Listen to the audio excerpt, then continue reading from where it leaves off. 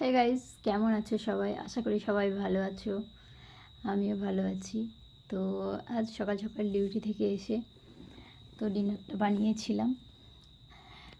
অনেক দিন থেকে ফ্রিজে মাছ এনে রেখেছিলাম, ইলিশ মাছ, চিংড়ি মাছ, তো বানানোর সময় পাচ্ছিলাম না। তো আজ যেহেতু মর্নিং ডিউটি ছিল, 6টার সময় চলে এসেছি বাড়িতে এসে নিজের পছন্দ মতো রান্নাটা করলাম।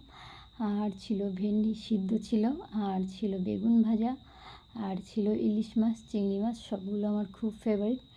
তো সবসময় বাইরে খেয়ে খেয়ে এমন একটা অভ্যাস হয়ে গেছে, ইচ্ছা করে ঘরে কিছু বানিয়ে খেতে।